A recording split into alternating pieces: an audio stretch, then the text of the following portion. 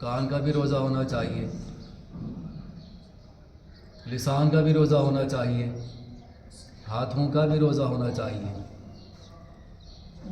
آپ کسی نامحرم کو دیکھیں گے آپ کا روزہ ہوگا۔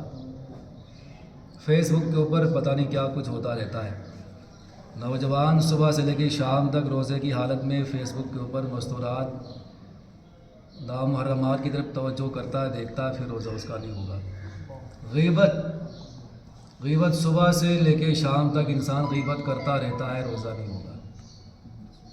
سانگس، گانے سننا، یعنی آپ کی آنکھوں کا بھی روزہ ہونا چاہیے، کان کا بھی روزہ ہونا چاہیے، لسان کا بھی روزہ ہونا چاہیے، ہاتھوں کا بھی روزہ ہونا چاہیے۔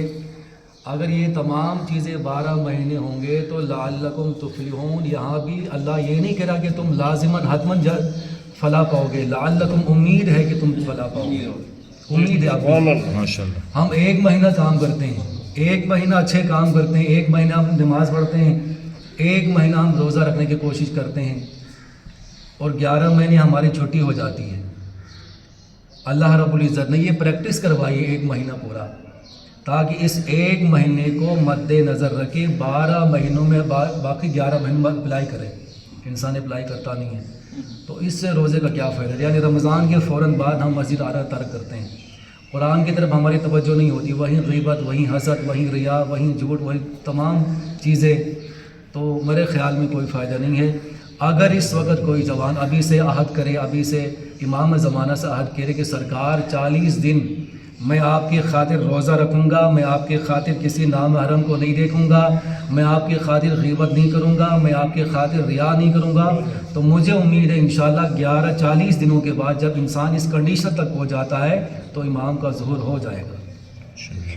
کیوں؟ جوان آمادہ نہیں ہے، جوان کی تیاری نہیں ہے، اس لیے معصوم فرماتے ہیں جو 40 دن اپنے آپ کو خدا کے ساتھ خالص کر لیتا ہے، اللہ رب العزت اس کے زبان سے علم و حکمت کے چشمے جاری کرتا ہے۔ سبحان اللہ۔ علم و حکمت کے چشمے جاری کرتا ہے۔ جب انسان اس کنڈیشن، اس منزل تک پہنچ جاتا ہے تو ظہور امام زمانہ میں تاخیر نہیں ہونی چاہیے۔ اب اس عہد کریں کہ آج سے عہد کریں گے 40 دن ہم نے روزہ رکھنا ہے، آنکھوں کا بھی روزہ ہونا چاہیے، کان کا بھی روزہ ہونا چاہیے، لسان کا بھی روزہ ہونا چاہیے، ہاتھ کا بھی روزہ ہونا چاہیے، اور قدموں کا بھی روزہ ہونا چاہیے۔ ہم نے جو بھی کام کرنا دیکھنا ہے، یا یہ کام واجب ہے، یا یہ کام حرام ہے، یا یہ کام مباح ہے، یا یہ کام مستحب ہے، یا یہ کام مکروہ ہے۔ 5 چیزوں کے علاوہ چھٹی کوئی چیز نہیں ہے۔ جب ہم دیکھیں گے تو خدا کی قسم 40 دنوں بعد ہمارے سامنے یہ تمام دنیا روشن ہو جائے گی۔